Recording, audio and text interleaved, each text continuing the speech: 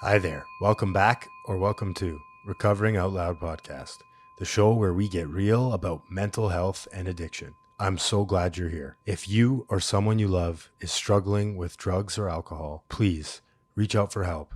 Send me a message on all social media platforms at Recovering Out Loud Pod or by email at recoveringoutloudpod@gmail.com. You are no longer alone.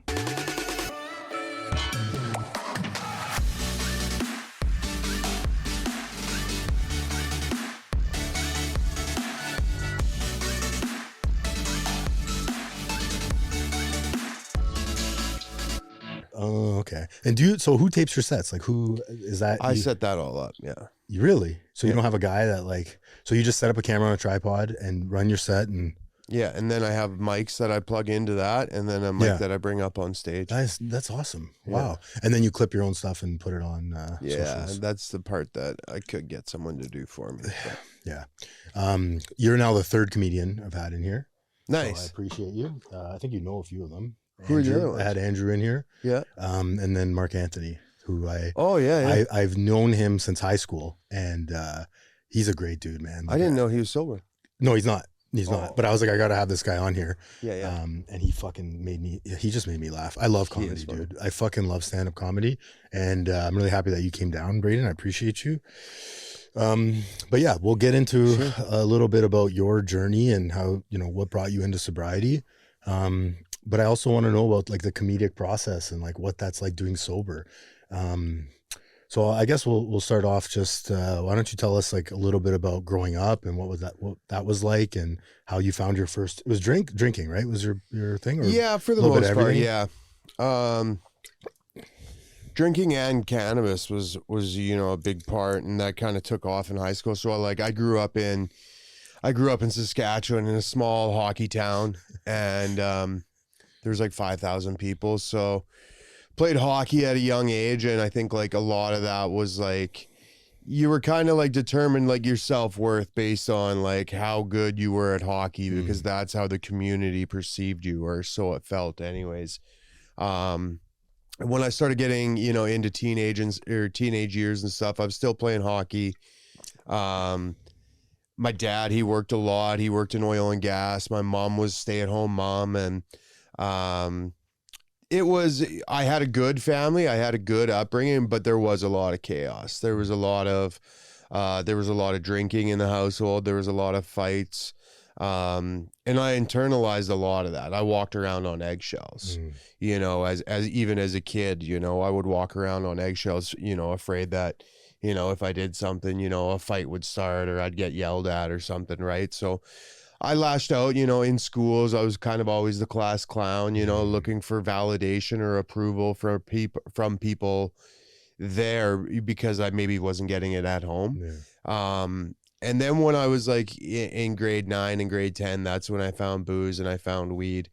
And like, I drank alcoholically from the start. I was just like the partier, and it was just like, the more you do, the more people would watch. And I was like, oh, here's my validation. It was almost like I was doing stand-up, or looking for approval from people. Cause I'd be like, oh, look, I can drink that beer. Or, oh, there's beer, or there's a cigarette butt in that beer and nobody wants to drink it. Sure, I'll do that, just for attention, right? Whether it was girls or guys, I just wanted people to, and I'm still a bit like that. Yeah. But yeah, cannabis was the thing that when I found it, I was like, oh, this is my guy. Like, this makes it all better, and I would blow off opportunities. I would, all my responsibilities were out the door. From the time I was like 15 years old on, I just smoked pot, and it just like, it numbed me more than anything else did. And, I still drank throughout, but I would go to school high. I was just always getting high. And another part of like the growing up in the hockey town was like playing hockey at a young age. I think this is something that a lot of hockey players or young men, it's maybe a little different now, but I think it's caused a little behavioral problems, I would say. It did for me, in my experience. Growing up and playing hockey, I was taught that you can drop the gloves if somebody emotionally activates you. Mm. That was how you dealt with like conflict or something like that, right? Like somebody rubbed you the wrong way on the ice, you got heated, you were frustrated. It was okay to drop the gloves and physically assault someone. You know, that was accepted in hockey. And so that was really how I learned how to manage my emotions, you know, at a young age. Was, you know, if I got upset, and, you know, also what I'd see from my parents, you know, if they were emotionally activated, you know, they weren't like physically abusive towards me, but they would be emotionally abusive. They would, you know, they would get in fights and stuff like that, like verbal arguments. And so that's kind of how I learned how to manage my emotions, was like, oh, I can get a reaction by, you know, either like fighting somebody or by being like, you know, emotionally abusive, or, you know, using my words to like lash out at somebody. So that was kind of how I learned how to manage my emotions and everything. Did that come out a lot in like outside of hockey too? Were you fighting at school and shit? Yeah. So in the later part of like high school, I was actually even on, even as a kid, I had a fight in the parking lot before I came in here. I fought a lot when I was a kid, and when I was in high school and stuff like that. Like I remember we would play like street hockey games, you know, and I'd end up fighting somebody, or I'd go to a buddy's birthday party and it would turn into like me fighting like the three guys there. And like generally, because it was just like I got to a point where I couldn't handle what was going on, and then it would just like the fisticuffs were out. And yeah, that was like, it really came to a spearhead when I was in high school. My parents, they got a divorce. It was a messy divorce. They separated. And after they separated, I was in like 3 or 4 like major fights within like a couple weeks. Like the cops were involved, and I had like, you know, those charges got dropped, but they were like, you know, I fought a guy in the lobby of our like hockey rink, you know, kids were running around, and I'm like fighting this guy. Like I just had there was no brakes on that. And so, yeah, I started lashing out at people basically because of what was going on at home. I was lashing out at people, and anybody who, you know, I remember there was a guy who he had said something that emotionally activated my girlfriend at the time. And she told me that, you know, he was mean to her, and I'm like, oh, I'm going to kick his ass. And she was like, please don't. Like, I feel bad for the guy. Like, I don't want that. And as soon as I seen him, I like threw him into a locker. I gave him a couple shots to the ribs, and like, you know, looking back at it, you know, I've made most of those amends. I've apologized to most of those people that I harmed, but yeah, it definitely came out. You mentioned like the weed kind of numbing you out. By the way, the wanting to be as accepted and fit in, and like the attention, I can resonate with that. And a lot of people that sit in this chair, I'm finding more and more that that's a lot of the reason why people start using drugs and drinking, is because like it's an in, right? It's like, I don't feel connected. Now I do. You know, all these people, for me, it's like all these people are on cocaine or drinking, and once I start doing it, I feel like I'm a part of, you know what I mean? I feel like there's like this buzz in the room, and everyone's laughing at my jokes. Like, to your point, my jokes are funnier. Like I'm just a man, right? And then it works until it doesn't. So I can resonate with that completely. Yeah. But, and it's like, well, it's like they say, like, you know, the opposite of addiction is connection, right? And like, that's literally an addiction. It gets to a point where, okay, yeah, this worked for us to have like, you know, I'm feeling like I fit in, or I have validation from others. But more often than not, it eventually, if somebody gets sober, it ends up with isolation. And then you're stuck being that person you were off the start, just alone, like using in your room, waking up in the morning, drinking wine, you know, like I was, and just feeling like so like, just like the guilt and shame, and just like hating yourself like so much, like to the very core. That's how it was for me anyways. Just being so afraid too of like somebody finding out how bad it is, you know, how bad, where you're at.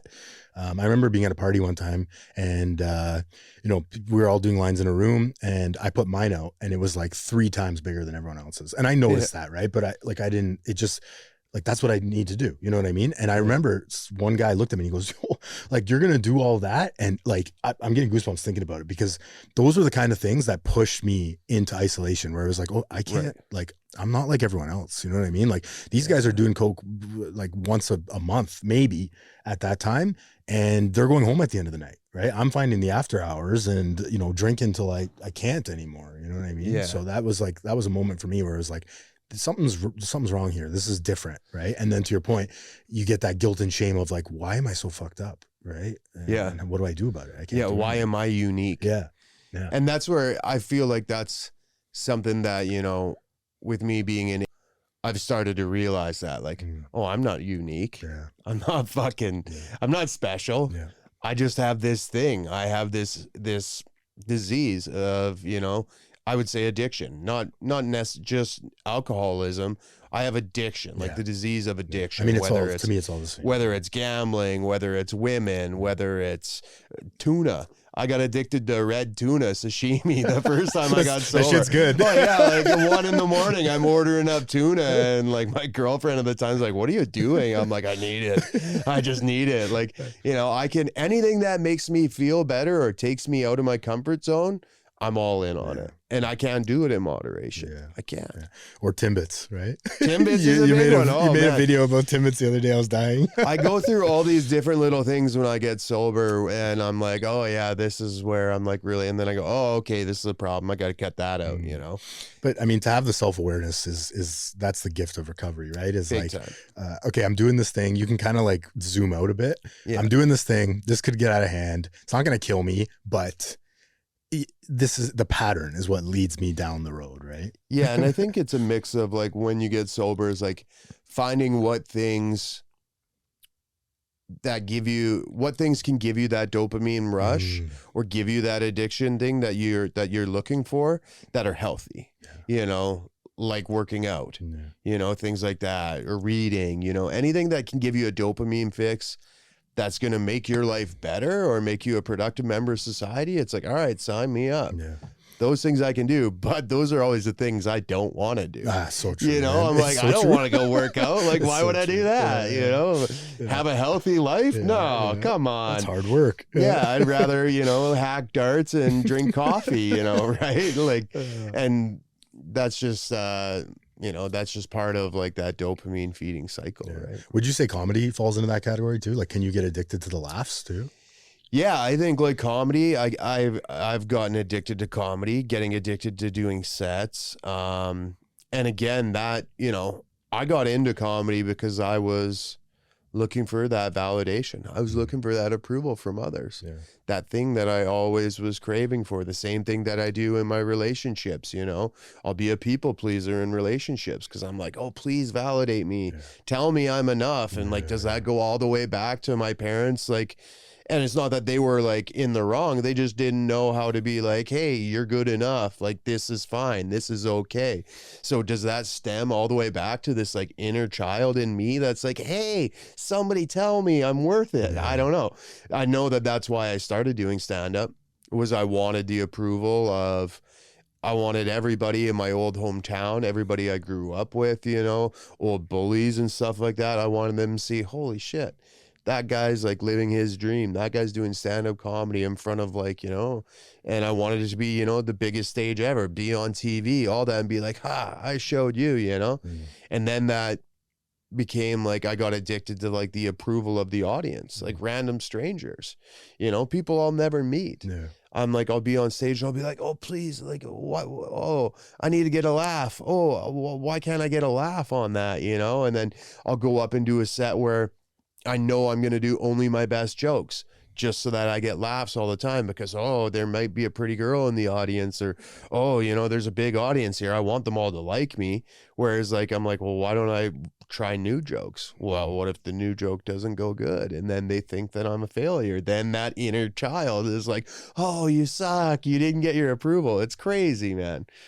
I feel like you can get, a big thing for me is like I'll get addicted to like social media and like the follows and like like posting and like the metrics and stuff on it, because it's like like we've been conditioned now in 2025, like this era, to be like, oh, your worth is based on how many followers you have, how many likes you have.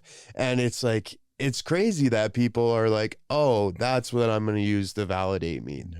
That's what I'm going to use as a metric. Yeah, no, absolutely. I agree 100%. And especially if you do it sort of full time, right? Yeah. Like there's a lot of people that kind of half-ass use Instagram for still to check. Like my wife, she uses it just to check what her friends are doing. Like Yeah. I used to be like that, and I kind of miss it, to be honest. Yeah, no because kidding. now I'm like doing it full time, and yeah, it's like I have to check myself every day, dude. Like I literally journal about it because it's frustrating. It's like, how do I just let this go? Like it doesn't matter. I'm putting out content that is hopefully helping one person, and in your realm, helping people, whether it's laughing, because dude, laughter, fuck man, I can't tell you how many times I've been like in a weird place, whatever, emotionally, and I've laughed at a video and I forget about my problems for 30 seconds, right? Yeah. So but yeah, I mean, it's really difficult to kind of just let go and put it out there, and whatever happens, happens. Like it sounds so easy just to talk about and to surrender, but surrender is it's a bitch, man. You've relapsed, right? A few times. Like, Yeah. Me too. How did you bounce back from that, and what did that look like? So this recent time that I relapsed was 37 days ago. I had a slip. It was one day. I had some stuff going on. I don't even know what it. I got into an argument with my mom, and then my head went to, oh, I need to pick up a drink. Oh, I need to numb this. I don't want to feel how I'm feeling right now. But also I knew in that moment that, okay, if I pick up or I drink, you know, that's going to lead to me dying. That's going to lead to me dying. I didn't care. And I said, the way I was feeling, the shame and the guilt I had in my chest, I listened to all these voices in my head saying, you're a fuck up, you're a failure, you've treated everyone terrible your whole life, like you do deserve that, you know? So yeah, drink. If you end up dying, good. You know, good for the world, and that's where my disease takes me. Yeah. That's where my disease and my like stinking thinking, so to speak, this fuck it will take me. Fuck it. Yeah, you know? Fuck it. And so then I drank, and then it was crazy because I had a bunch of people. I do online meetings a lot, Monday and Friday, Thursdays, and they're guys kind of scattered like LA and here. You know, in Toronto and kind of all over North America. But it's a really tight knit group, you know, and all these guys started calling as soon as I told my sponsor I drank. They were all calling, and I'm like, oh, why weren't you calling, you know, why weren't you calling last week? You know, why didn't you pick up when I called you last week? But I mean, that's, you know, everybody gets busy, and that's like, is that me? The thing is when you drink or when you relapse after you've had time, it's not fun. Yeah. Like there's nothing worse than having a belly full of booze and a head full of recovery because you're just like, I don't want to do this. Like, you know, and you know how guilty it is. You can't have fun doing it.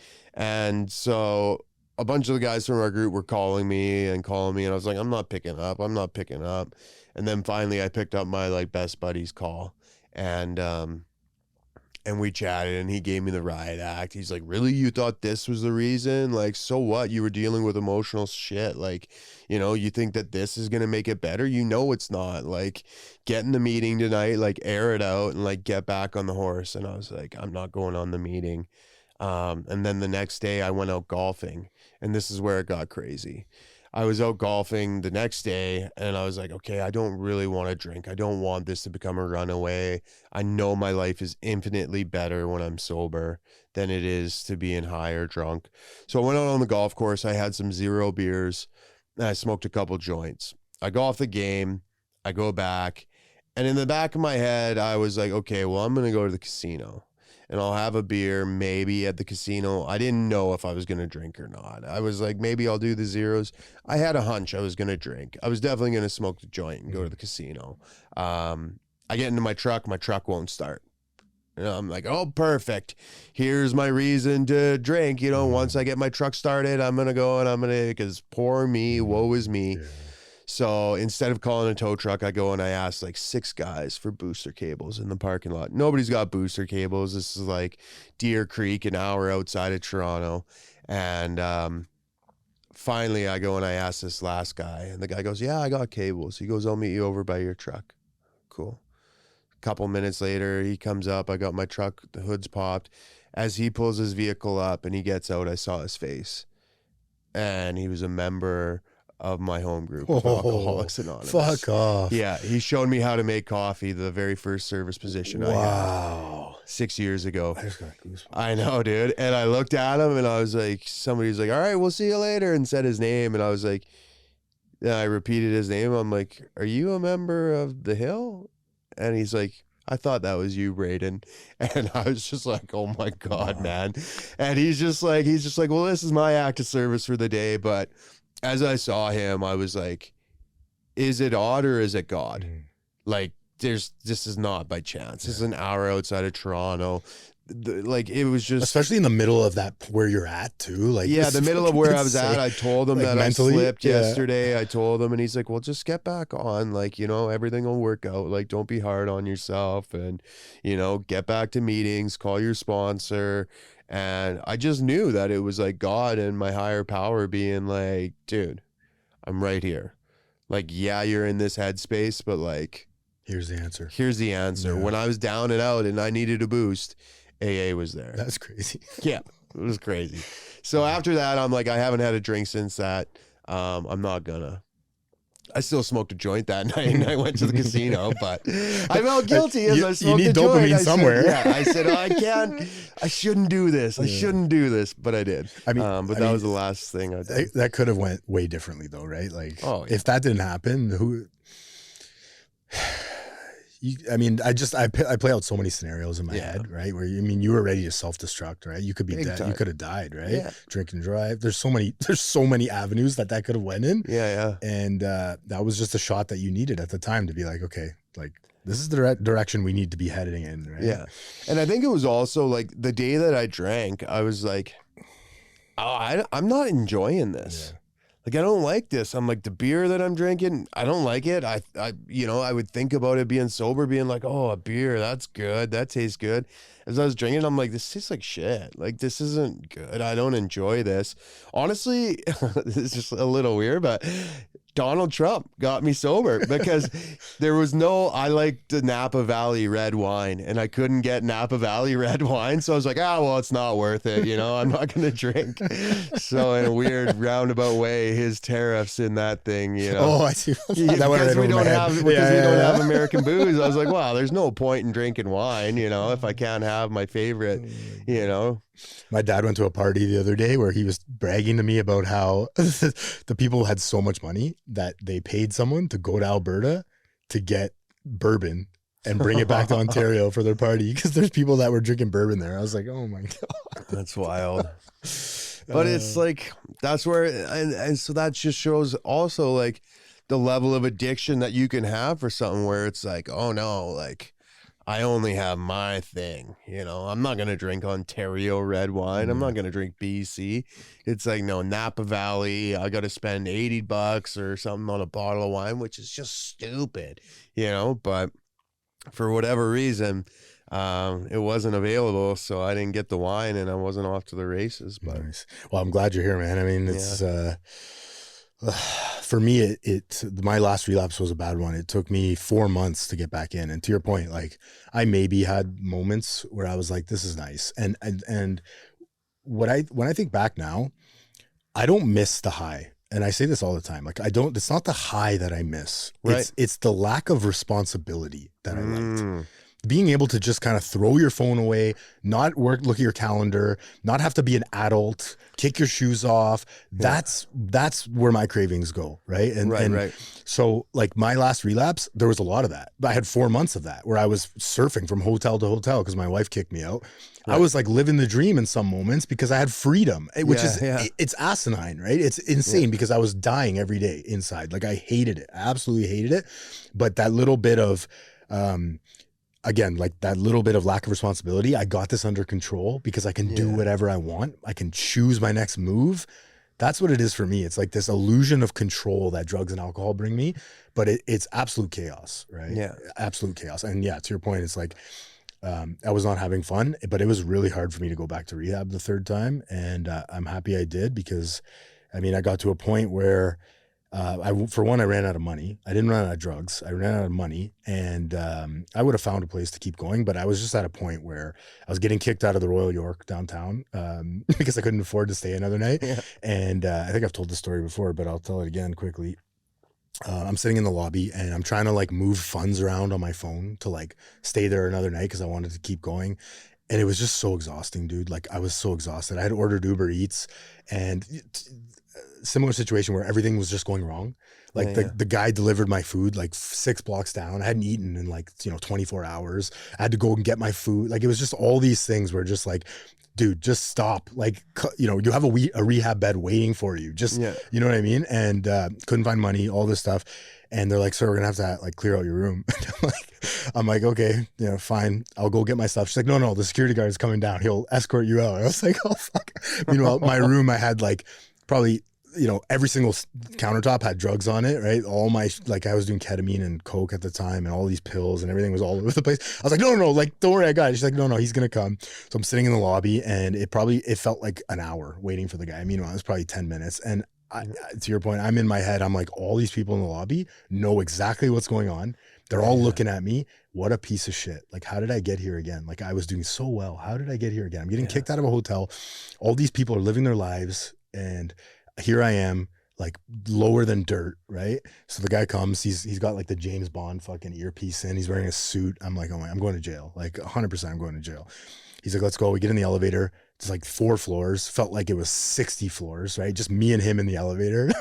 At one point I turned to him and I just go, buddy, like, do you mind if like, and I'm drawing up this conversation in my head, like, okay, we gotta like ask him so we don't go to jail, right? Like, do you mind if I just like clean out my room and you like give me a few minutes? He looks at me, he just goes, oh yeah, of course, no problem. And we go to my room and he leaves. He's like, I'll be back in 20 minutes. I was like, oh, thank God. I open the door, my clothes are everywhere. It took me like half an hour. And then of course, what's the first thing I do? I take a bump of ketamine and I'm walking around my room cleaning up. And I don't know if you've ever done ketamine before. I'm like fucking teetering over. I can't see. I'm sweating. I'm trying to clean up. I'm like why is that my first response? And but it's like you said it. I was so uncomfortable, and there were so many emotions of like, oh my God, like how did I get here, that I couldn't handle it, and I needed to do drugs to like cope with that feeling. And so I eventually got out. I'm dragging my clothes like a homeless guy down the street, and I call my wife and I'm like, I'm done, right? Like I'm absolutely done. I don't want to feel like this anymore. I don't want to use anymore.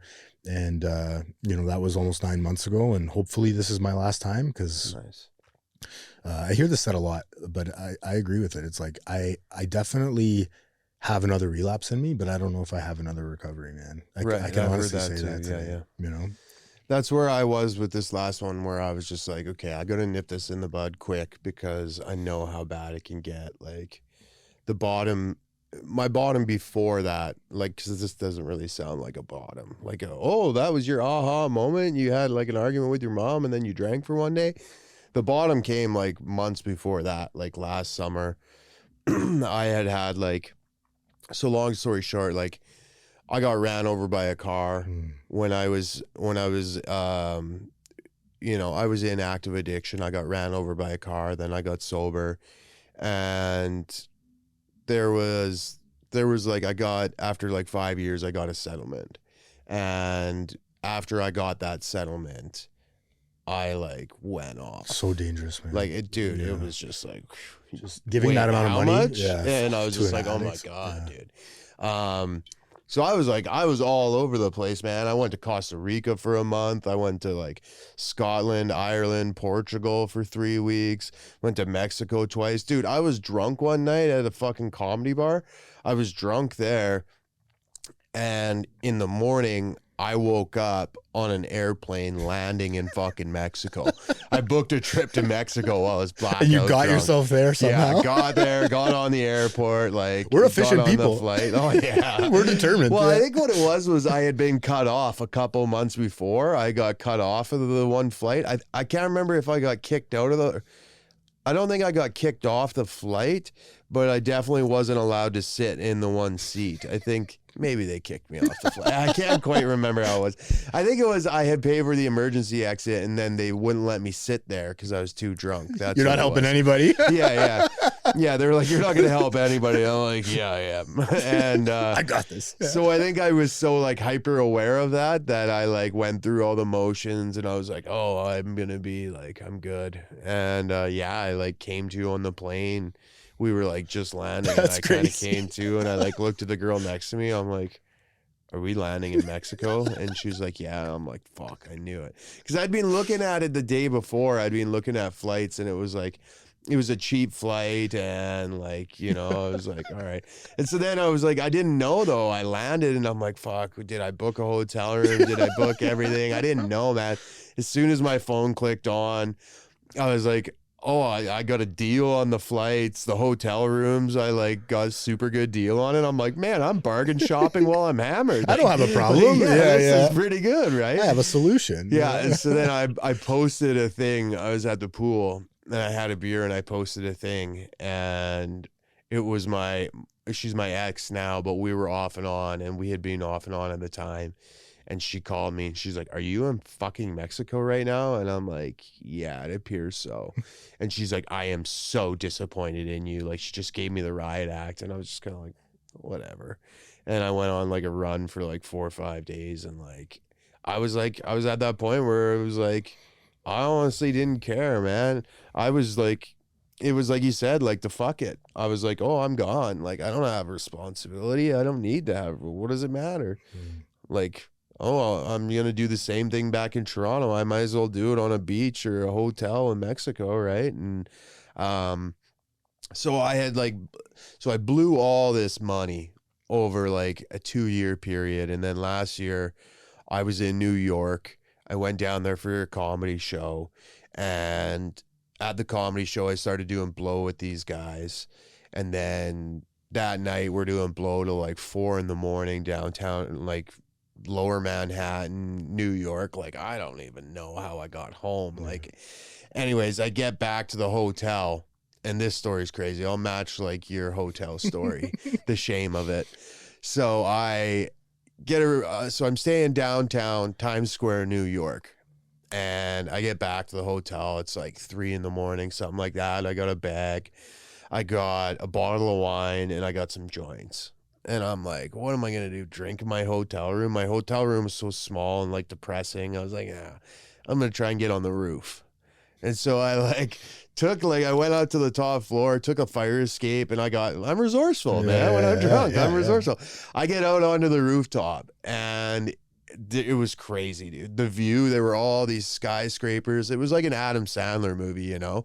And I sat up on top of the roof, like the sun was down, you know, I'm looking at all the skyscrapers in the night, and I'm drinking booze, and like, it was kind of cool. Yeah. I'm not going to lie. But once Coke was gone, once the wine was gone, and once the joints were gone, I was like, well, maybe I should just jump. You know, if I'm up here, maybe I should just jump.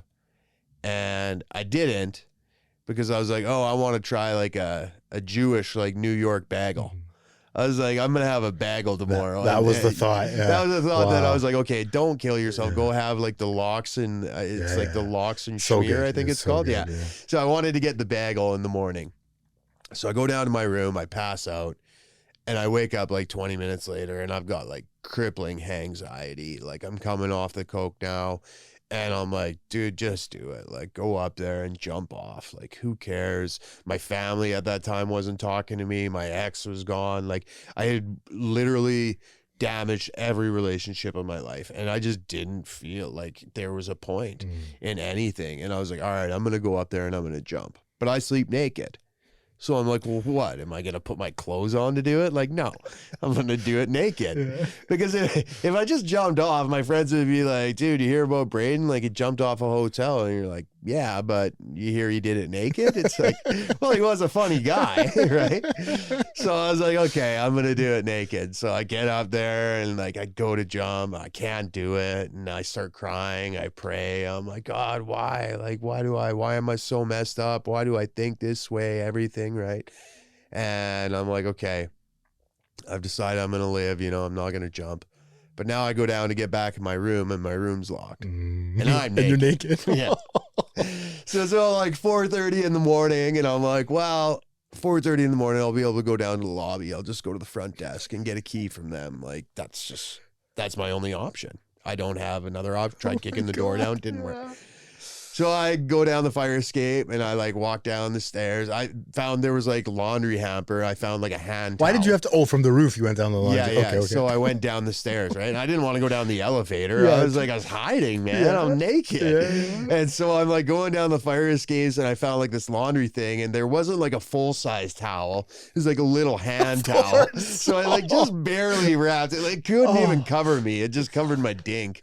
And, so I got that and I get down into the lobby and I'm like, all right, just run up to the front desk, get a key, no problem, right?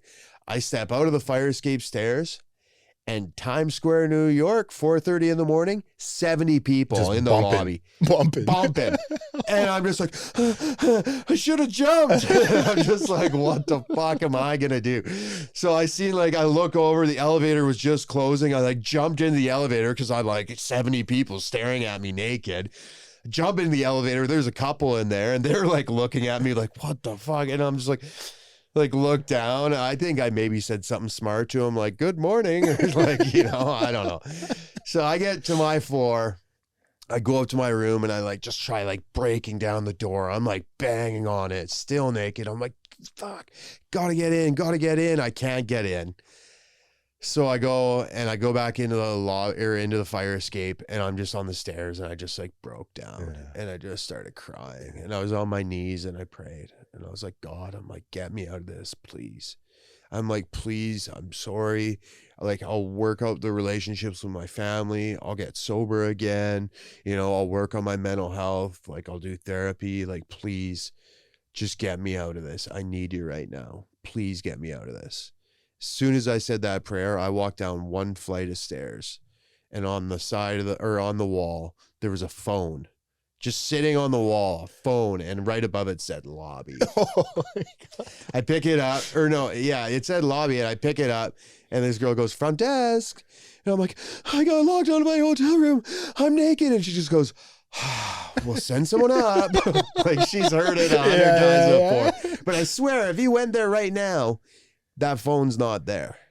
That was my God. Like, that was my higher power. He put that phone there. He bailed me out.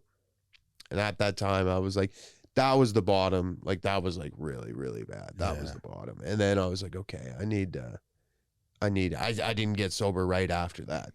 You know, I went to not a psychiatrist. I should have went there. I went to, what's the palm readers? A psychic. Yeah, afterward. Yeah. I went to one of them the next day and I was like, let's see if she knew what last night was like. But so the wheels were back in motion at that time because I had 2 years before that. And then I went out and it was like 3 years and that's where this like really came to. Yeah. Man, that's crazy. I mean, it's like, as you tell that story, you know, you can laugh about it and it sounds like, you know, it's just one of those stories. But even as I tell my stories too, it's like, you remember what that was like, you know, and those feelings, like not a lot of things in life bring that amount of chaos in your brain and your emotions, and it's just a horrible place to be, right? It is. It's a horrible place to be. And then like, I'm gonna kill myself, I'm not gonna kill myself, like this back and forth. It's just like, that's where addiction brings us, right? That's where addiction brings us. But I mean, if everybody had one bottom, like there'd be a lot less treatment centers and a lot less, you know, addiction resources because we wouldn't need it. We're stubborn, right? And addiction is patient, it's cunning, it's baffling, it's powerful. So I can resonate with that for sure. That's hectic, man. Yeah, it was nuts. What's comedy like today? Like, what have you been? So, did you used to do stand up like Hammered, or have you all? Yeah. So what's how is that? What's that like? The difference? I don't. It's weird because I felt like I was always like drinking or something gave me an edge when I was on stage. I always thought that I'd do well, you know, when I was drunk, but there's definitely shows that I didn't do well when I was drunk, but I didn't remember them because I was like, oh, who cares, you know? Mm-hmm. But for the most part, like I did do really good when I was drunk. And I told myself that, like, oh, I need to have a couple beers before I go up. Oh, I need a little buzz on to get up. Because when I go on stage, if I've been drinking, my Saskatchewan comes out like way more, bud. Yeah. And on stage, like people kind of like that, hearing like a little different. Especially if they're not from. Yeah. So I always thought that it gave me an advantage. But now that I've been sober and I perform, I'm like, oh no, like it's just like anything that you think you're better at drunk, like you're better at it sober with like a full brain and like a full, you know, emotions not being numbed. Like that's a big one is like pot. Like I'd always smoke pot before going on stage. And then like, I'd have a good act. I'd have a good set, but like, I'm also like numbing, like, you know, 50% of my emotions, you know, before I go up there. I'm not being like energetic and I'm being like, yo, you know what I mean? It's not you, right? No. Like, So now that I'm like completely like unfiltered and it's like 100% raw coming from the gut, it's complete sober, emotions and stuff come out. I'm like, my act is way better now than it ever was. My brain's quicker. It's like it formulates jokes faster. Sometimes it's like when I had the slip 37 days ago, I came up with ideas because I had like smoked a joint. And then I was like, oh, that's a good joke. That's a good premise. I should do that. And I was just like, like the creativity. And I'm like, see, I need this. But in reality, I'm not doing any of those jokes right now. I think I tried them. I think I tried them once or twice and they didn't do well. And I'm like, oh, this wasn't as funny as I thought it was. You know, we don't do that to you. Yeah, I do perform better. It's tough managing sometimes the emotions of it. Like if it's a big show, the nerves come in and it's like, oh yeah, I got to get used to like being nervous again, you know? Yeah, that's tough. Yeah. But being nervous and going on stage can play in your favor. Like you can take those butterflies and like fly, the butterflies in your stomach that you have, like that nervousness, and you can like you can ride them. Like you can fly with that nervousness. Like it makes it better, I find.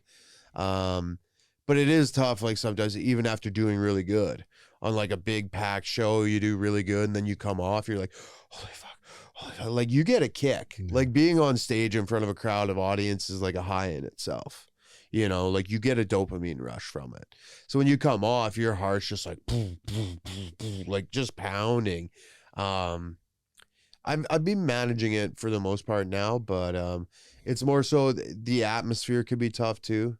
Managing, like, you know, you're hanging out in bars with other, you know, friends who you used to drink with all the time, and they're drinking it, and everybody's respectful. Nobody's being like, hey man, have a shot, like, you know, oh, what are you doing? Like everybody knows how like I fucking burned my life to the ground from drinking, so they're not going to be like, yeah, that'd be a good idea for Braden to relapse. Like everybody's like, no, I respect that you don't, and everybody's like happy that I don't.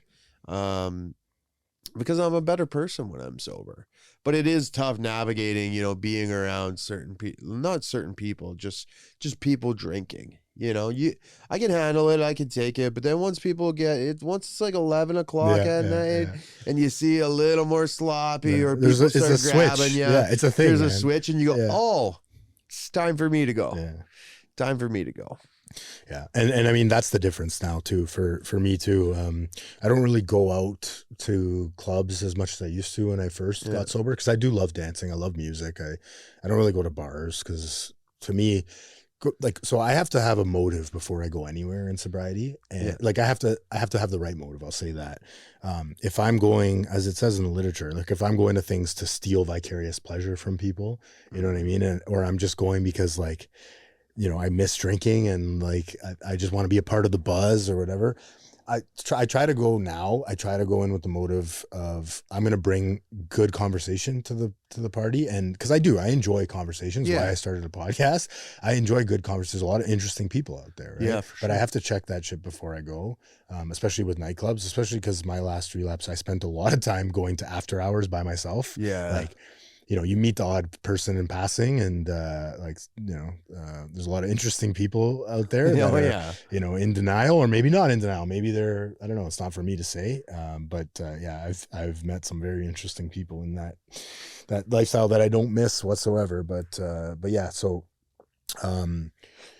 I try to, like I said, try to have a good motive before I go. And if I'm going with any other reason other than like, I'm going to just enjoy the conversation, then I really don't, I try not to go. But to your point, there is a point where there's no purpose for me to be there anymore, because people have passed that threshold.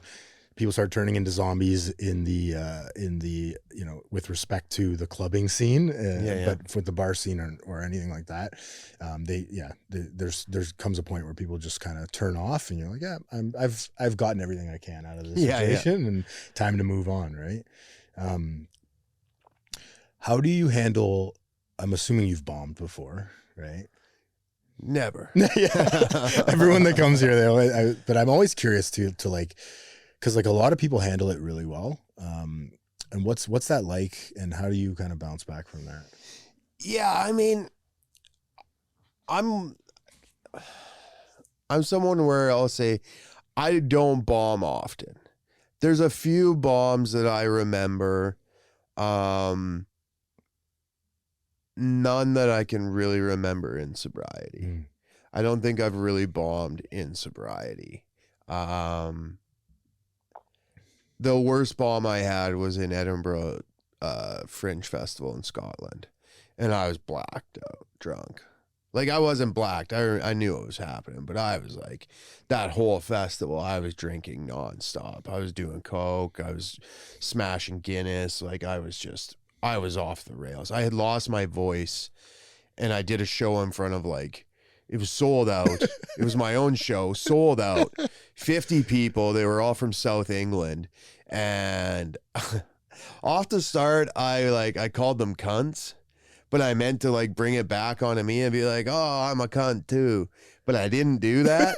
So all these posh, London, South England people, preppy, Oxford folk were like, he just called those cunts. And I did a show it was 55 minutes straight, and they maybe laughed twice. Oh, that's rough. Yeah. Twice. Yeah. People got up and left. This family got up and left.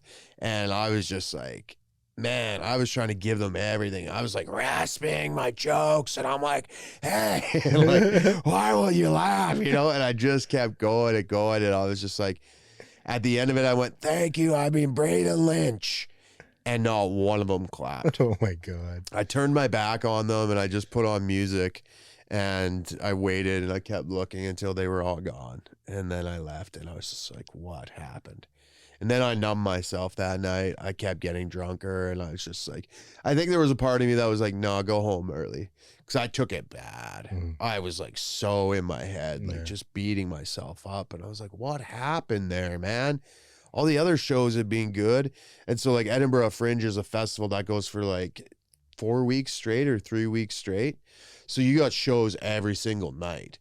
And then you got to bring people to your shows. So I woke up the next day and I was like, all right, tomorrow will be better. Bounce back. I sold out the next night. And it was one of the top 10 sets of my life. I had laughs I'm like, how did it go from massive bomb to being oh, I'm a superstar? And I don't know how I did that, but the thoughts and stuff in my head at that time were oh, you should quit comedy. You suck. You're the worst. Of course they hated you. You hate yourself. All those voices, man. And it's tough when that happens.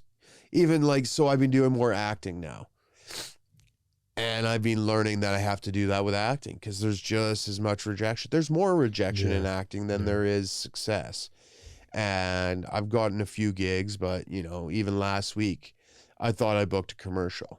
They asked if I was available for the shoot date. And I'm like, yeah. I'm in the avails. That means it's between me and maybe one other guy. And so I'm like, yeah, I got it. I'm sober again. Things are going good, and that was on Friday. Then this Monday came, didn't hear from him. Tuesday, didn't hear from him. And then it just went to, oh, you're a piece of shit. There's that rejection. And like, I'm the worst with rejection.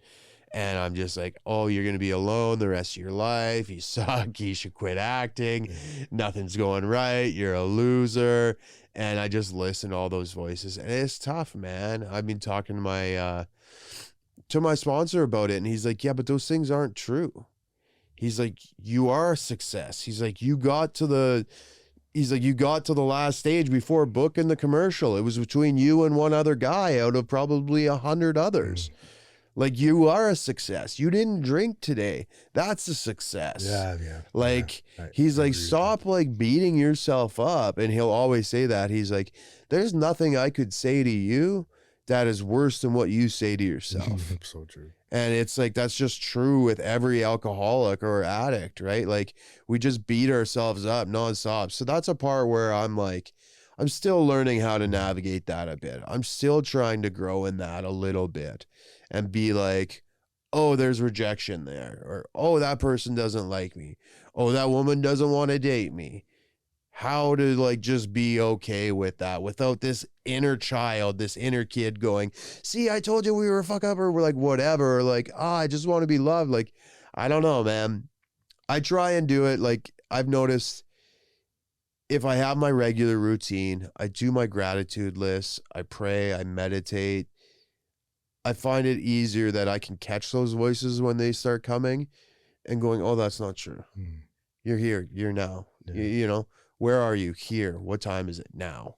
And they'll be like, did I drink today? No, I didn't. I am a success. That's a win. Yeah. And it's like, it's so tough reminding yourself of those wins, you know, especially with the way the world is right now, you know, all the negativity in the past couple of weeks. It's easy to get caught up in that stuff. But a couple of weeks ago, I was feeling this way, feeling this rejection and stuff. And I was walking down, like TIFF was on, and I was like, oh, you know, I would love to be like acting in one of these movies and stuff like that. And like, oh, I'm never going to get there. I'm a failure. Voices in my head going. And I just stopped and I was like, dude, you were in a movie last month. You have an agent. You consistently go for callbacks. You're doing stand-up comedy. You have a comedy tour coming up next month. You're recording an album. What do you mean you're a failure? You've done all the things years ago before I even moved out here. This was all I ever wanted. Yeah. I had wrote down on a piece of paper, I hope, I wish, one day, I wish. I would wish on like 11/11s on Shooting Stars. I would say, I wish that I live in Toronto and I act and I do comedy and I have a condo downtown. I have all those things now. Yeah. So it's why crazy. If I have all those things that I wished for 10 years ago, why, if I have the life that I wish for, do I still find a way to be like, you're a loser, you're a mess up, you're a failure, you suck, you don't have any, like, what? Yeah. What do you mean? I'm literally living my dream life. Yet I convince myself every day, my disease rather, or my negative thinking convinces me every day, or tries to convince me every day, that I don't, and that I'm a failure and I need to worry about something. Yeah. But that's also an indication of being like, oh, well, maybe I'm not in the moment right now. Maybe I'm not in the present. How can I bring this back to, like, you know, getting out of my head? And that's where I think when people talk about like service in the program, that's a huge thing because it gets you out of your head. And, you know, and that maybe that's where I'm faltering right now. And, you know, even just saying this out loud right now is kind of like a check and balance for me, being like, oh, maybe I should do more service. Maybe I should help more people, you know, then I would get out of my head instead of waking up and going, oh, I need to do this. Oh, I need to do a tour here. Oh, I need to get success on this platform. Or why don't I have this? Or why don't I have this? Why don't I have that?